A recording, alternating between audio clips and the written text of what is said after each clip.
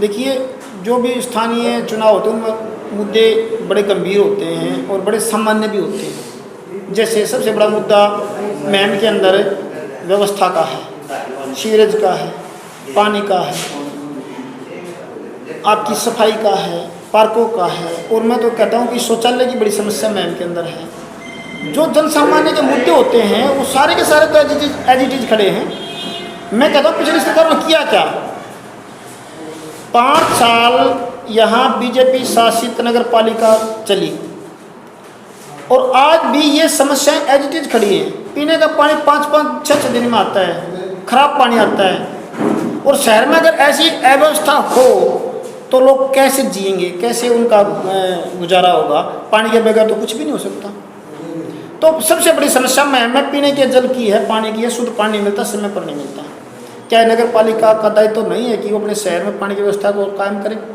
सरकार से मिले, पब्लिक डिपार्टमेंट से मिले, जो जो जरूर चीज़ें होती हैं उनको मुहैया करा के यहाँ पाइपलाइन लगवाए, शुद्ध जल के लिए जो भी आपको करना पड़ता है। भाई लीकेज है तो लीकेज दूर करो, भाई वाल कहीं नहीं तो वाल लगाओ। मैम का ऊंचाई का एरिया होता है, वहाँ पानी जाता ही नहीं, नीचे प्रेशर छूट जाता है, ऊपर जाता नहीं। आपको ऊपर तक भी तो प्रेशर देना पड़ेगा ना। मैम ऊंचाई का एरिया, वहाँ में तो पब्लिक रहती है। मैंने इन चीज़ों को नज़दीक से देखा जाके। और आप जानते हो आम आदमी पार्टी जो जन मुद्दों को लेके ही राजनीति करती है। मैं तो कहता हूँ समाज सेवा करती है। राजनीति करनी होती तो दो और दल बहुत थी। आम आदमी पार्टी का जन्म ही जन सामान्य के मुद्दों को हल करने के लिए हुआ है। 75 साल से जो पीड़ा आम आदमी झेल रहा है उस पीड़ा को दूर करने के लिए हुआ है। और उसका उदाहरण आपने देखा है, पंजाब में देखा है, देख रहे हैं आप। पंजाब में सरकार बनी है, धड़ाधड़ जो वादे किए थे सरकार ने कर रही है पूरे। दिल्ली का इतिहास आपके सामने लगातार 3 बार लोगों ने दिल्ली में सरकार दी है। किस लिए दी है? क्योंकि अरविंद केजरीवाल जी की सोच जन सामान्य को सुविधा मुहैया करवाने की सोच है। लेकिन जनता एक चीज़ जानना चाहती है, भाई जो टैक्स पेयर है, आप मुफ्त की घोषणाएं करते हैं, उनका पैसा मुफ्त की घोषणाएं में क्यों? अब मैं बताता हूँ, जहाँ आप मुफ्त की बात करते हो वो मुफ्त नहीं होता। जनता ने तो पैसा देना ही है। वो टैक्स जितना जाता है उतना टैक्स जाता है।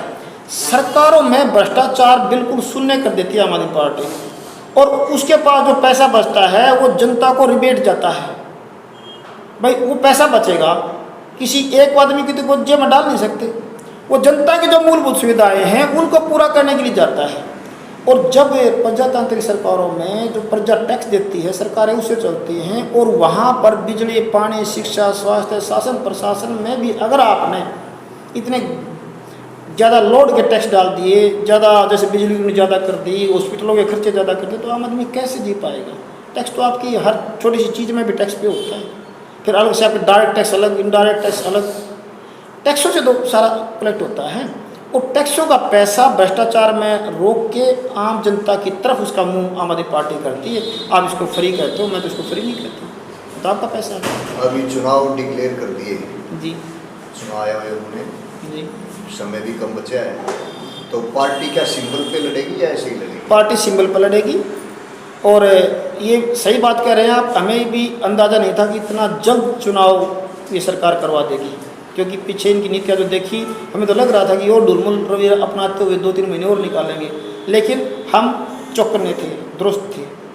प्रत्याशी कैसा होगा, कैसा चुनाव करेंगे आप प्रत्याशी का? प्रत्याशी का चुनाव तो जनता करती है हमारे यहाँ। जिसको चुनाव लड़ना होता है वो अपना नाम आगे कर देता है, पार्टी जनता से पूछती है आगे।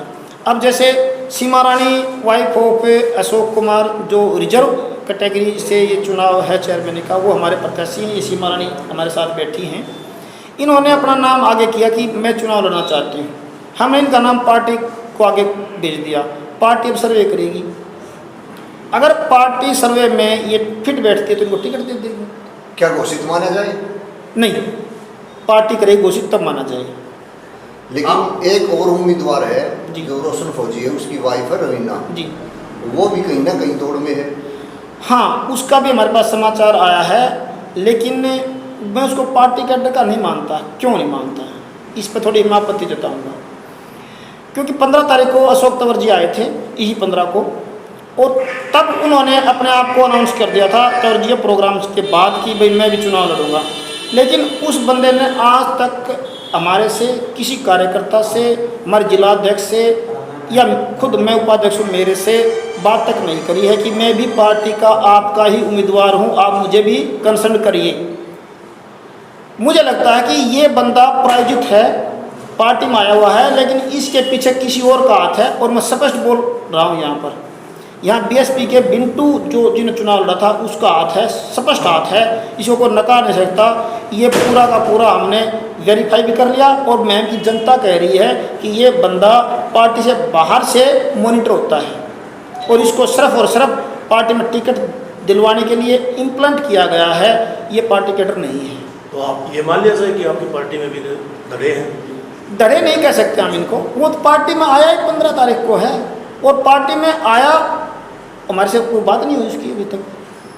अगर उसको पार्टी से प्लेटफॉर्म पर टिकट लेनी थी तो मिलता जुलता, हमारे सीनियर पदाधिकारियों से मिलता, मेरे से बात करता, हम उसको बराबर लेके चलते। तो कहीं ना कहीं आपकी ये सोच है कि जो बसपा का अनिल बिंटू जी उसका हाथ है लाने के लिए? मैं स्पष्ट बोल रहा हूँ, ये मैं बिल्कुल अपनी आत्मा की आवाज़ से और स्पष्ट जान पहचान कर हर चीज़ को निखार कर बोल रहा हूँ, बिंटू उसके पीछे और बिंटू उसका चुनाव लड़ता है। अगर ये दोनों उम्मीदवार हैं, सीमा रानी और रवीना है, अगर आपकी राय मानी जाए, पार्टी आपकी राय मांगेगी, तो आपकी राय किसकी तरफ होगी? देखो, मेरी राय स्पष्ट सीमा रानी की तरफ से है, क्योंकि ये पूरे 3 महीने से यानी होली से पहले से ये चुनाव लड़ रही है। आपको पता है कि होली की भी शुभकामनाएं इन्होंने दी थी और पार्टी कैडर में इनको हमने हमारे जो ऊपर की जो सीरीज है सारी की सारी, जैसे हल्का हमारा जिलाध्यक्ष है, फिर हमारा जोन अध्यक्ष है, फिर हमारे ऊपर के प्रभारी हैं, उन सब के रूबरू इनको हम करवा चुके हैं। भाई ये पार्टी की तरफ से उम्मीदवार बनना चाहती है, आप इसके बारे में चिंतन करिए, सोचिए, चेक करिए क्या हमारे काबिल है। और पार्टी ने इनका एक प्रोग्राम 8 मई को किया भी, जिसमें हमारे नरेश बालानी जी रोहतक के प्रभारी और एमएलए उत्तम नगर आए थे। तो इनको तो पार्टी कैडर ने मान रखा कि ये पार्टी कैडर की हैं, लेकिन अभी तक मैं नहीं मानता कि रोशन फौजी ने ऐसा कुछ किया है। अगर उसने ऐसा कर रखा होता तो मैं स्पष्ट बोलता कि मेरे पास आया था, पार्टी में इन्वॉल्व हुआ है, आपके द्वारा मिला हुआ है और पार्टी के पूरे सिस्टम में है।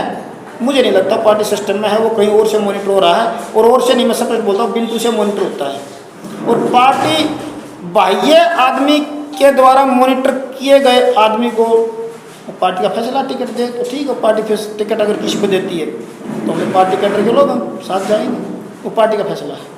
लेकिन उन्होंने तो एक पिछले दिनों कार्यक्रम करके अशोक तंवर जी को बुलाया था, तब वो शामिल हुए। तो अशोक तंवर भी आजकल बड़े नेता, बिल्कुल बड़े नेता हैं और हमारे अजीत हैं और बहुत पार्टी कद्दावर नेता हैं और बिल्कुल मन से आए हैं।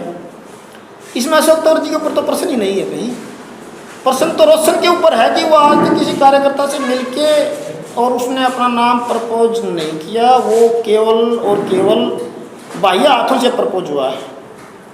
मेरा ऐसा मानना है, ये मेरी व्यक्तिगत राय है, पार्टी की राय नहीं है ये, मैं ऐसा सोचता हूँ। तो क्या मानते हैं किस तरह से जीता पाएंगे सीमा रानी? देखिए, टिकट अगर पार्टी सीमा रानी को देती है तो पिछले 3 महीने से मैं यहाँ इन्वॉल्व हूँ मुख्य रूप से। वैसे तो 6 महीने से हूँ, लेकिन पिछले 3 महीने से इन्वॉल्व हूँ। मैंने डोर टू डोर भी किया पूरे मैम का।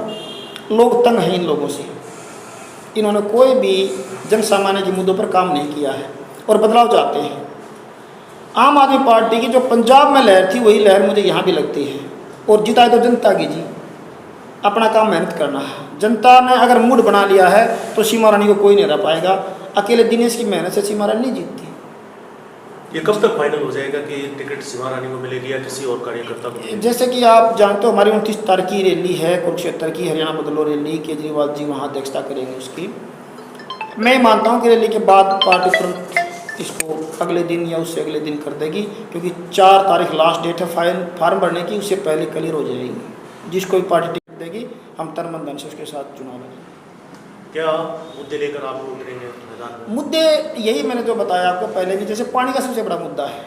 पानी की समस्या मैम की सबसे विभीषण समस्या है और इसको हल करने का पूरा डाटा हमने तैयार कर लिया है, पूरा खाका मेरे पास है कि ये समस्या कैसे हल हो सकती है। उस पर सबसे बड़ा मुद्दा यही है। उसके बाद एक सबसे बड़ा मुद्दा और मुझे लगता है कि यहाँ कूड़े के ढेर लगे पड़े हैं, यहाँ शौचालय नहीं है। बहुत कम शौचालय मैम के अंदर हैं जहाँ मतलब होने चाहिए ज़्यादा। दूसरी, यहाँ जो सीवरेज समस्या वो भी काफ़ी गहराई में है। यहाँ कॉलोनियाँ कच्ची पड़ी हैं, अब उजाला नगर का एरिया सीवरेज भी समस्या ठप है वहाँ, और आपका गलियाँ कच्ची पड़ी हैं, लोग बदबू में रहने के लिए मजबूर हैं। यहाँ आवारा पशुओं की बड़ी गंभीर समस्या है।